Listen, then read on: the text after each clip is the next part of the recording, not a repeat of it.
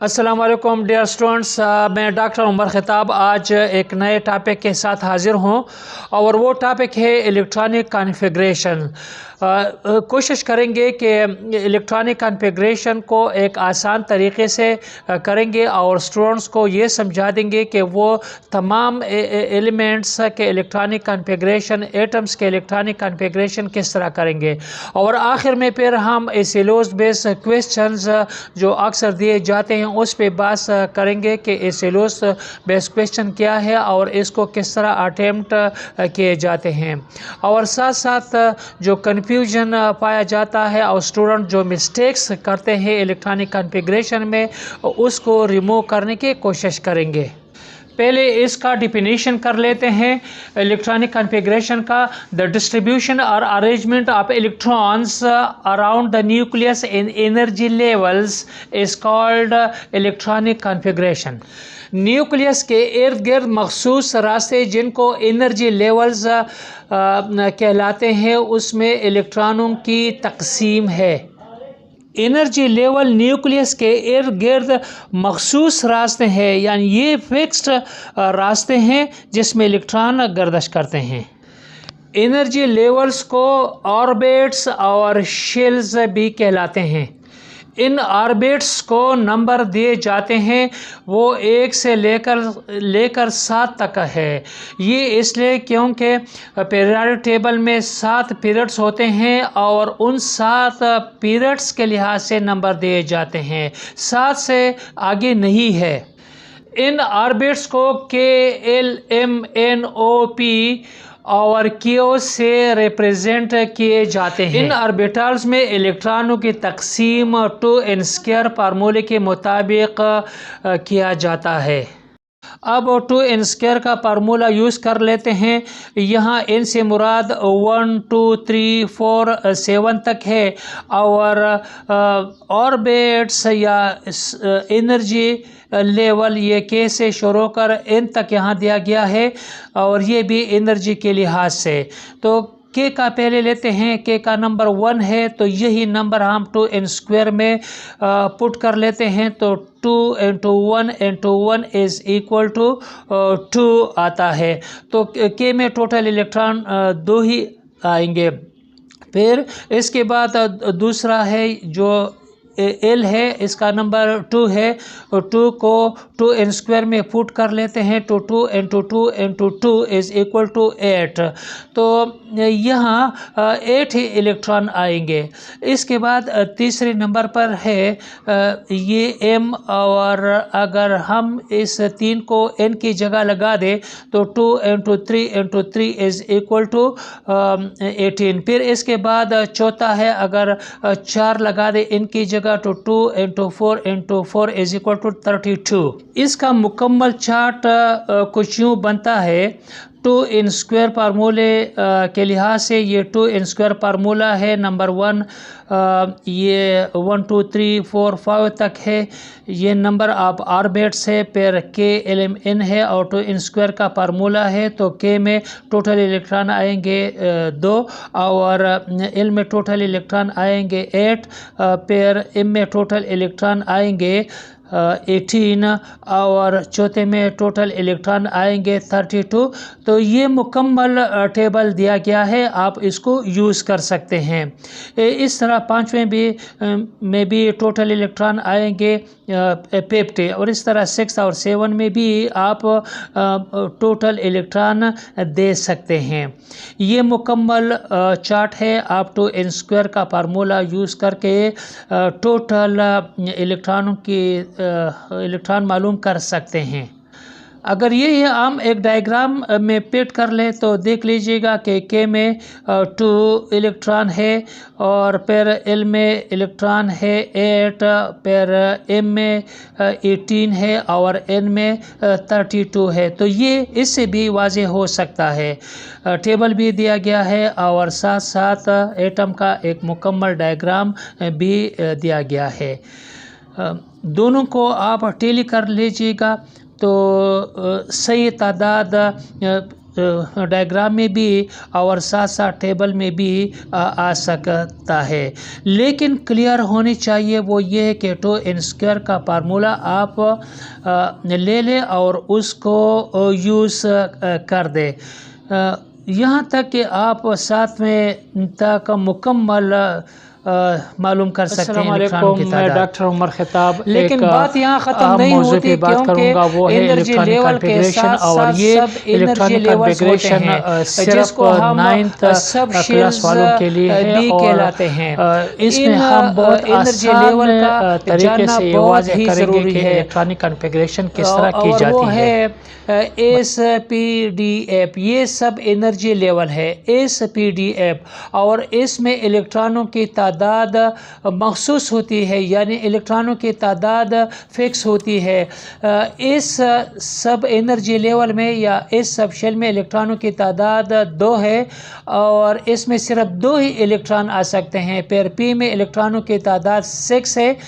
यूँ कह लीजिएगा कि इसमें टोटल इलेक्ट्रॉनों की तादाद 6 होती है और फिर D में इलेक्ट्रॉनों की तादाद 10 है और F में इलेक्ट्रॉनों की तादाद 14 है और ये फिक्स है ऑलरेडी।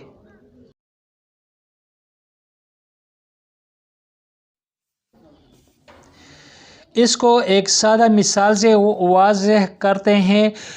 एक पहले नंबर पे हैं K, दूसरे नंबर पे है L जिसमें 8 इलेक्ट्रॉन है और तीसरे नंबर पे है M और इसमें 18 इलेक्ट्रॉन है और चौथे नंबर पे है N और इसमें 32 इलेक्ट्रॉन है।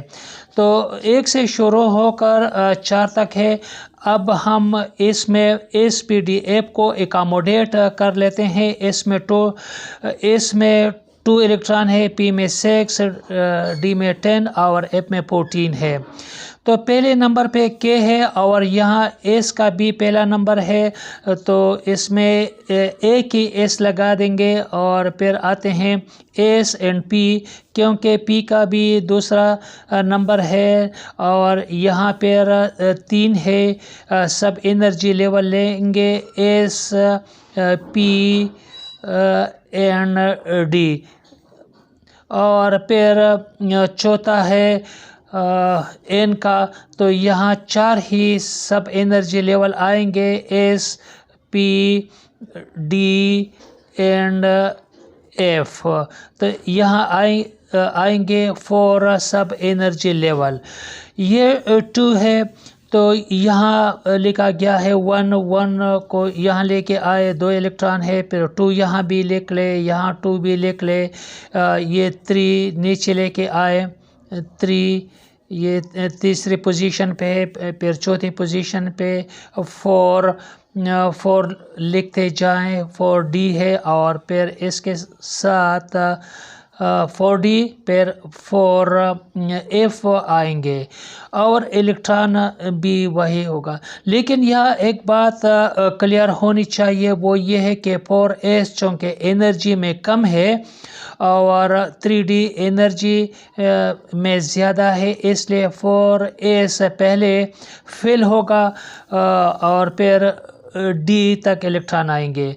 यहाँ आप इसके ऊपर 2 इलेक्ट्रॉन लिखे क्योंकि इस सब एनर्जी में 2 इलेक्ट्रॉन आ सकते हैं। 2P फिर P पे 6 और फिर 2P के ऊपर भी 6 लिखते हैं और ये 10 आएंगे और फिर 4S के ऊपर 2 लिख लें, यहाँ P के ऊपर 6 लिख दें और D के ऊपर 10 और F के ऊपर 14।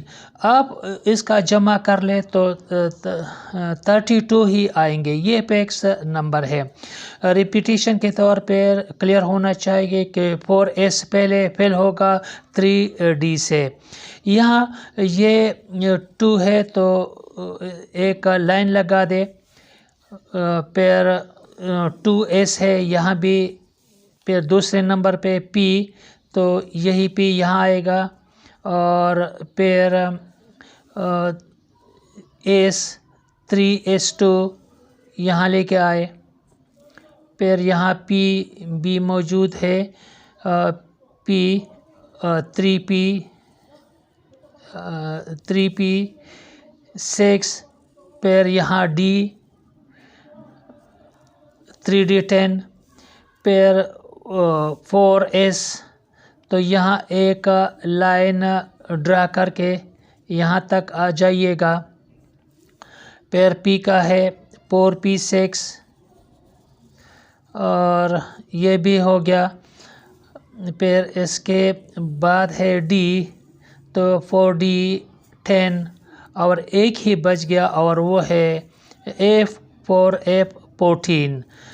तो ये इनका पूरा स्ट्रक्चर बन जाता है और गिनते जाइए 1 2 3 4, फिर 3 है, फिर 2 है और आखिर में 1 है।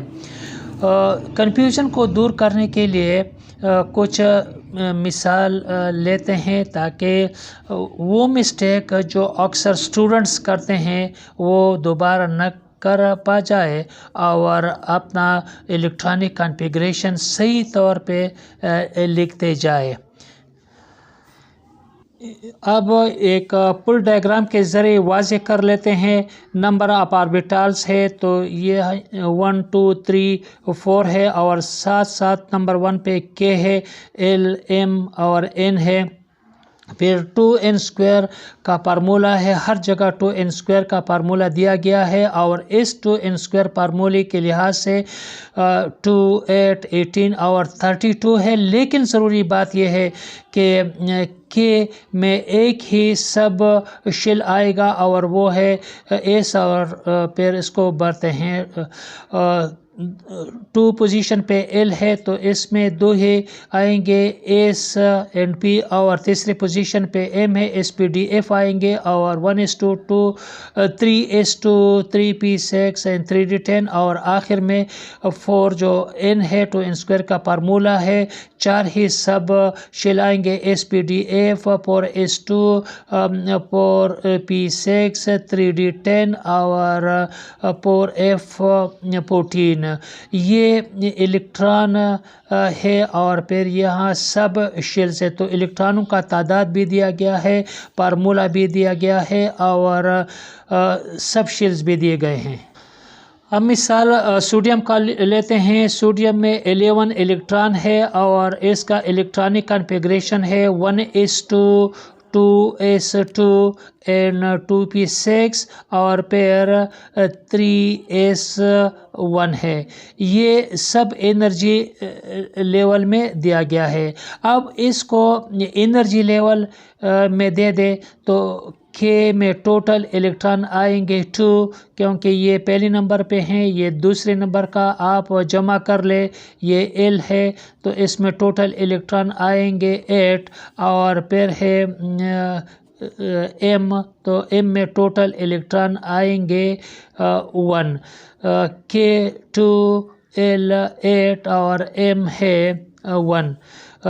दोबारा लिखते हैं और वो है K मसावी है। एक और मिसाल लेते हैं और वो बहुत ही ज़रूरी है ताकि स्टूडेंट्स अंडरस्टैंड कर सके।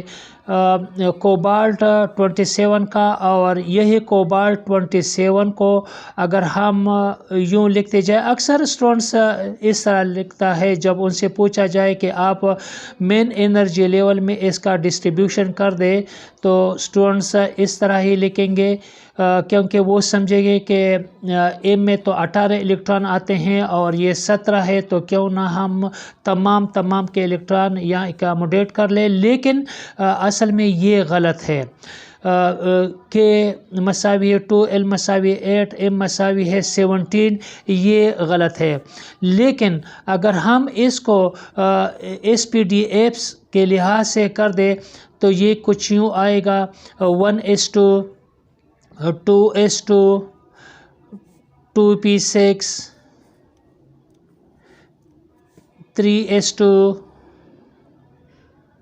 यहाँ पर हम 3s2 लिखेंगे, फिर 3p6 लिखेंगे,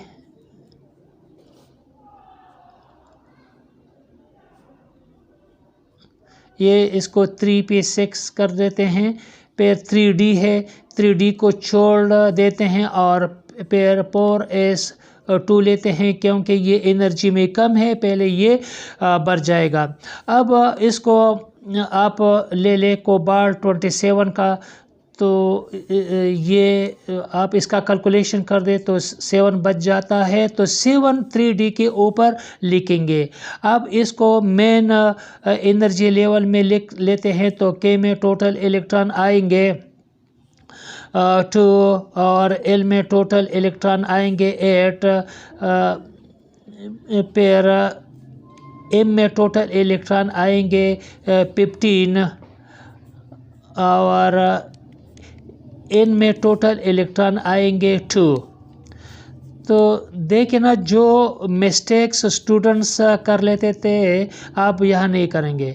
अब इसको दोबारा लिख लेते हैं। के में इलेक्ट्रॉन आएंगे 2, एल में आएंगे 8, एम में आएंगे 15 और यहाँ पहले लिखा गया था 17, अब यहाँ आएंगे 15 और इसके बाद एन में टोटल इलेक्ट्रॉन आएंगे 2। तो ये ठीक जवाब है, क्योंकि पहला स्टूडेंट कंफ्यूज था और वो एम में 17 लिखते थे, अब यहाँ वो लिखेंगे 15। तो ये इसका ठीक जवाब है। ये तब मुमकिन होगा जब स्टूडेंट्स को मेन एनर्जी लेवल के साथ साथ ये सब एनर्जी लेवल भी मालूम हो। और ये दिया गया है कि LMN के लिहाज से और फिर SPDF के लिहाज से, तो ये उनका करेक्ट आंसर था जो अभी कंफ्यूज नहीं होंगे। अब मज़े की बात यह है कि ये 3D 4। अब मज़े की बात यह है कि 4S 3D से क्यों पहले फेल होता है, बढ़ जाता है। वो इसके लिए एक बिल्कुल क्लियर कट और वाज़ेह उसूल जो अबाव प्रिंसिपल है वो मौजूद है, और वो कह रहे हैं according to this principle electron will first fill the lowest energy subshell available to it and then higher energy subshells. तो इस प्रिंसिपल के लिहाज से according to this principle electron will first fill 1s2 2s2 2p6 3s2 3p6 4s2 and then 3d की तरफ जाएंगे, because the energy of 4s is lower than 3D सब shells. और ये ऑर्डर यहाँ भी दिया गया है। तो स्टूडेंट्स को क्लियर होना चाहिए कि जब वो इलेक्ट्रॉनिक कॉन्फ़िगरेशन करते हैं तो इलेक्ट्रॉनिक कॉन्फ़िगरेशन में ये क्लियर होना चाहिए कि वो 4S को पहले फिल कर दे और फिर जितना भी इलेक्ट्रॉन बच जाता है वो 3D के तरफ चले जाए, यहाँ एकोमोडेट होंगे। टेक्स्ट बुक में एक टेबल दिया गया है और उस टेबल में पहले जो 18 एलिमेंट्स है इसके इलेक्ट्रॉनिक कॉन्फ़िगरेशन दिए गए हैं, और उस इलेक्ट्रॉनिक कॉन्फ़िगरेशन में पहला हाइड्रोजन है, फिर हीलियम है, और हीलियम में आप देख ले, फिर उसके बाद लिथियम है, बेरिलियम है, बोरान है, कार्बन है, और सब के सब इलेक्ट्रॉनिक कॉन्फ़िगरेशन के लिहाज से भी है और SPDF के लिहाज से भी दिए गए हैं। तो स्टूडेंट्स को क्लियर होना चाहिए कि आप पहले इसको SPDF यानी सब एनर्जी लेवल के लिहाज से इलेक्ट्रॉनिक कॉन्फ़िगरेशन दे दे और फिर इसको कन्वर्ट करें मेन एनर्जी लेवल में KLMN में, तो आपका जवाब ठीक और सही आएगा। ये इसके ऊपर जो टेबल है उसमें वाज़ेह लिखा गया है, दिया गया है। टेक्स्ट बुक से एक मिसाल लेते हैं, MCQs लेते हैं, और ये पेज नंबर 61 पे मौजूद है, और MCQs है L shell has subshell. L shell has subshells. पहला दिया गया है S pair, number 2 SP, number 3 SPDF, number 4 SPDF। तो इनमें से कौन सा ठीक है? पहला है एस, फिर बी है SP, सी है SPD और डी है SPDF। तो इसका करेक्ट जवाब आएगा नंबर बी, क्योंकि एल शेल का नंबर है 2, तो इसमें 2 ही सब शेल आएंगे और वो है एस एंड पी। तो करेक्ट जवाब बनता है इस का बी नंबर ऑप्शंस। और भी बहुत से सवालात बन सकते हैं MCQs, और वो भी इस सिलेबस बेस का आप उसका जवाब इस टेबल में ढूंढ सकते हैं और दे भी सकते हैं, क्योंकि मेन एनर्जी लेवल पर सब एनर्जी लेवल और इसमें इलेक्ट्रॉनों की तादाद सब कुछ वाज़ेह होना चाहिए और क्लियर भी होना चाहिए। एक और MCQ हम लेते हैं इससे, name the energy level that possesses the sub energy level. तो इसका क्या है? SPD। तो SPDF का वो मेन एनर्जी लेवल कौन सा है जिसमें ये SPDF मौजूद है? तो इसका क्लियर जवाब आएगा M। एक और मिसाल लेते हैं, उसमें an atom contents paid 1s2s2p sub energy level the atom will be helium, neon, argon, krypton. तो इसका सही जवाब आएगा नियान, क्योंकि नियान में 3 ही सब एनर्जी लेवल है और इसका एटॉमिक नंबर भी 10 है। तो डियर स्टूडेंट्स, प्रैक्टिस कर लीजिएगा और अपना कॉन्सेप्ट बना के दीजिएगा, और जितने भी सिलेबस बेस्ड क्वेश्चन है उसका कॉन्सेप्ट बना के अपना ज़हन क्लियर कर दीजिएगा। सो अल्लाह हाफ़िज़।